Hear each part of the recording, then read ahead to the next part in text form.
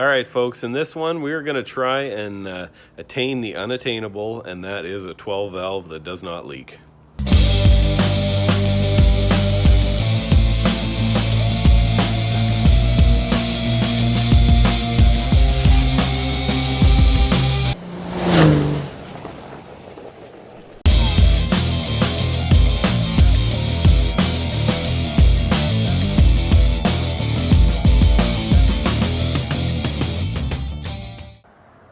So for anybody new to the channel, this is my 96 Dodge Ram 3500. It is very dirty. I've actually washed it a lot lately, but this thing seems to spend quite a bit of time on the gravel. I bought this truck a couple of years ago, and when I got it, it was a complete pile of junk. You know, it was basically rust free and everything was there, but it leaked everything from everywhere. And let me tell you, I've never been around a vehicle that just wanted to puke its guts out as much as this thing does. But I've fought through it, rebuilt the motor, rebuilt everything, you know, every seal, every gasket, all that kind of stuff on this truck has been replaced. And I got it back together about 6 months ago or so, somewhere in there.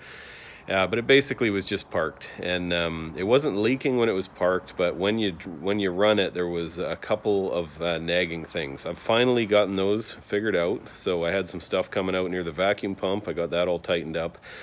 And then the return line for the fuel system, that had a leak, and I got that figured out. And now it's down to one thing, and this is completely my fault.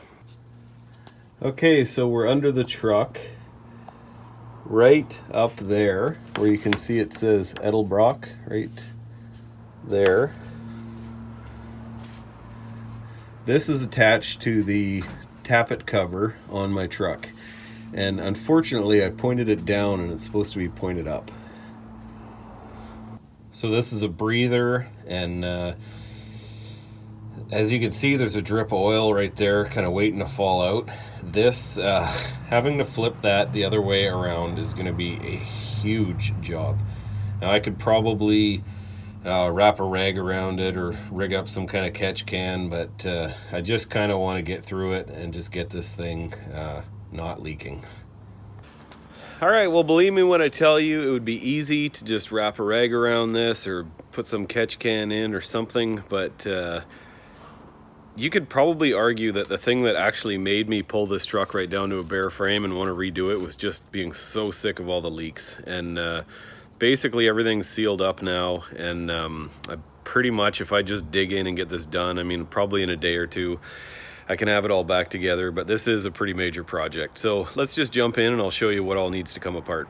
Okay, so first of all, the most obvious stuff, before we can really get down in there, I mean, the intake's got to come off, the P-pump's got to come out, and then, of course, the fuel lines, stuff like that, all the fuel link, or all the throttle linkage has to go. Turbo piping, all that kind of stuff. I would imagine upper rad hose.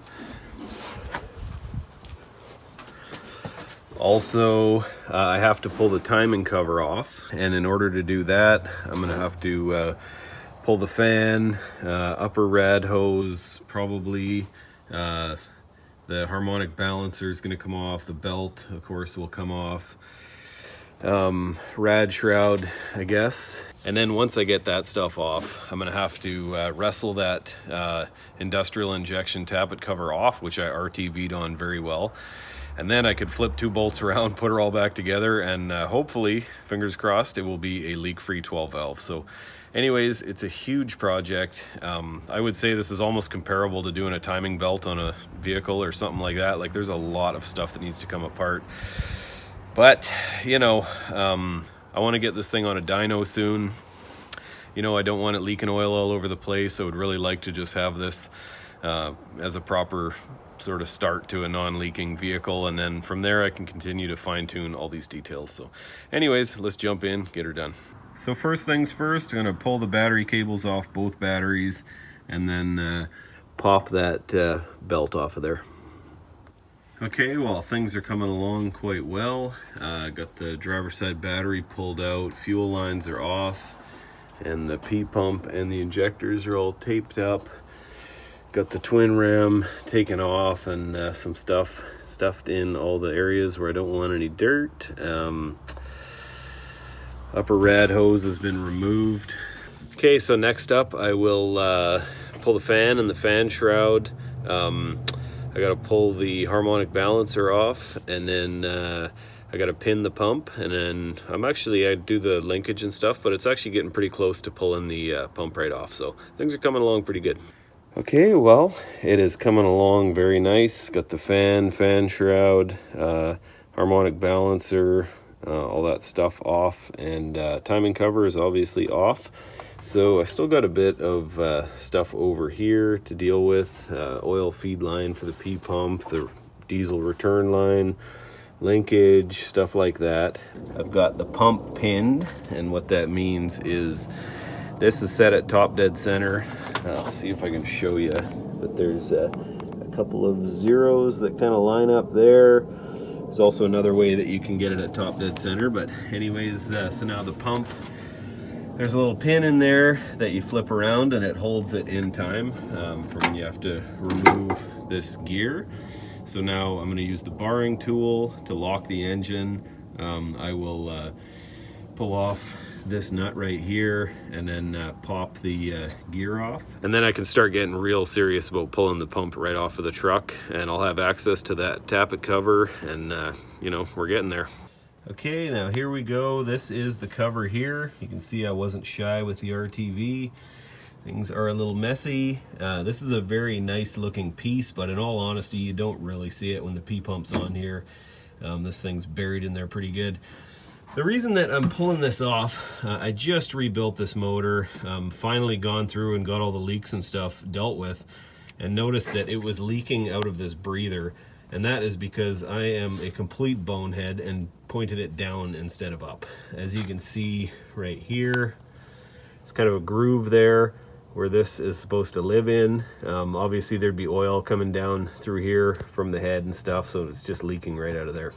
Now I'm gonna go ahead and pull this thing off and we can take a closer look at it. Okay, well, I just could not find a spot to try and pry the cover off. I really don't want to damage it, so I just removed the starter, and I'm gonna go at that back corner there. I think that's probably my best shot. It is on there really tight. It's unbolted obviously, but it's amazing how much surface area on this piece with good B to RTV is like quite a strong connection. Well, it is really tough to get in there. I got this contraption. There's a pry bar. I hammered a little 1/4 inch socket on there, and then I'm gonna try and hammer on the end of that, and hopefully I can get underneath the corner. Hopefully I can get underneath the corner of that cover. It is just so far up there in a really awkward position to try and get at it, so, you know, wish me luck. All right, well, victory. I got it busted loose. Still got a bit of prying and horsing around to officially get it off, and then I can take that vent, flip her upside down, clean everything up real good, and put her all back together. All right, well, as you can see, I've got the tappet cover off. It's all cleaned up. It's definitely not perfect because A, I'm gonna get RTV all over it again when I put it on, and B, you really don't see it, which is a shame because it's such a nice piece. So I'm gonna flip it over. I'll have this vent pointed upwards now, where this lip here is kind of riding in there, and hopefully that'll be the end of my leaks on this truck. Okay, well, I've got this cover taken apart. I'm gonna clean the threads out really good with brake clean off these bolts really good with some of this stuff, and then I got some Loctite that I'll throw on there and cinch her down real good, and away we go. It's pretty funny when you look at this. I mean, it's just so obvious that that groove is there for a reason and everything. I can't believe I pointed that down. That is honestly a tremendous amount of work for one silly little mistake, but it happens. So anyways, looking forward to a leak-free 12 valve. Woo! All right, well, it's day 3. Day 1 was just kind of a few hours that I was working on it. Yesterday I was working on this thing all day, and the amount of time I spent laying across this and reaching down in here to clean all the RTV off and stuff was pretty painful. Anyways, though, I got the cover installed last night, which I'm very happy about. I actually was up skiing this morning. The weather here in Kelowna is very mild today, but you would not believe what a difference 6,000 feet of elevation or so makes.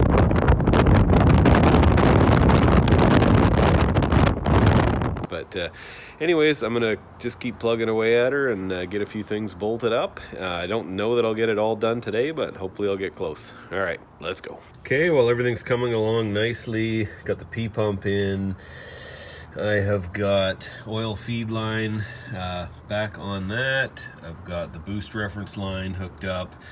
The electrical stuff for the fuel shutdown solenoid is on. Got the fuel feed line right there from the air dog.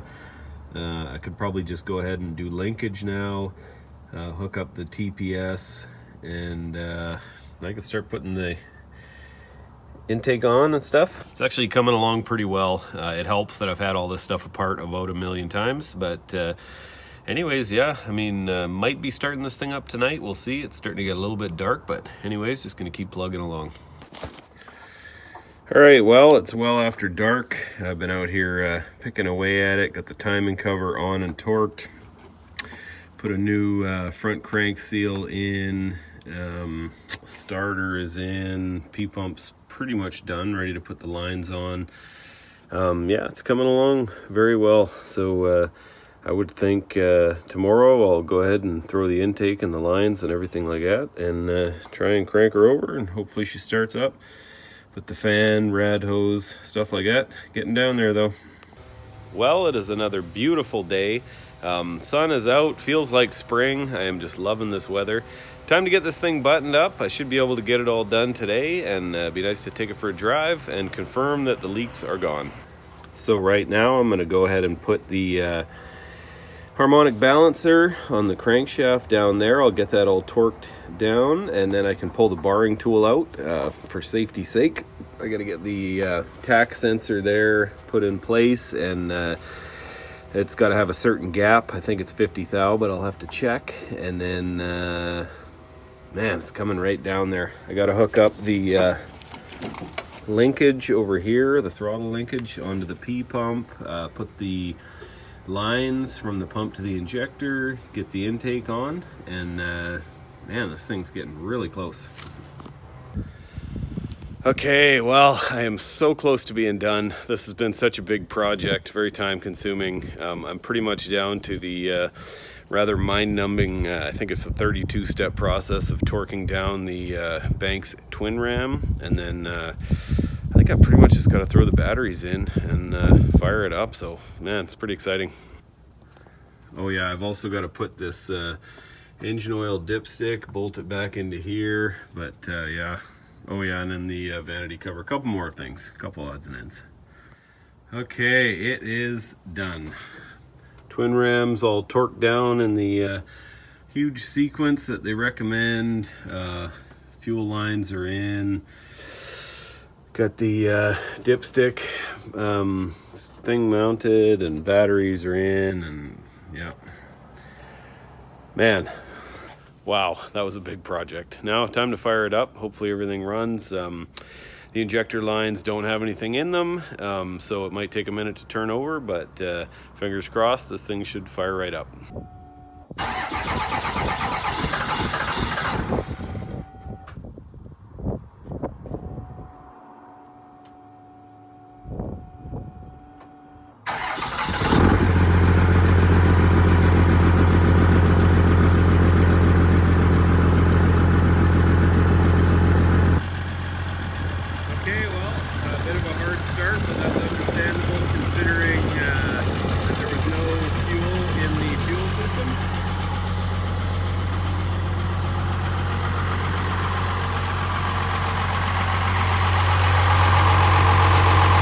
Doesn't appear to have any leaks, so let's take it for a drive and put it to the test.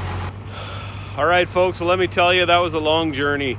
You know, when I was rebuilding this truck, I was really trying to do a good job, but I just ran out of time. I had to move out of my shop. You know, I got here, it was winter pretty quick after that, and I've got to tell you, it really feels good to get back on track. This was a huge project just to stop a bit of oil dripping, but I feel like I just had to do it to kind of get this thing back to the point where I am trying to make it a nice truck. So anyways, behind me is my 12 valve running and not leaking. That is absolutely the first time I've ever been able to say that. There's a huge amount of money has gone into this truck, not just to stop leaks, but just to make it the way I want. And I feel like I can officially say that we're starting to enter the final phase of this project where things are going to start getting to be nice and proper. So really looking forward to that. I'm going to be putting this thing on a dyno pretty soon. I'm going to be trying to get a lot of stuff done before that. I'd like to bring it in there as a proper truck. So anyways, I just want to say thanks for coming along. Really appreciate all you guys watching and supporting this channel. If you're not subscribed, please do. Please give me a thumbs up. Please ring the bell to be notified of new videos coming out. And then if you want to check me out on some other social media stuff, I am the Stocky Bald Man on Instagram and then Stocky Bald Man on Facebook and TikTok. So anyways, thank you guys. Have a good day. See you on the next one.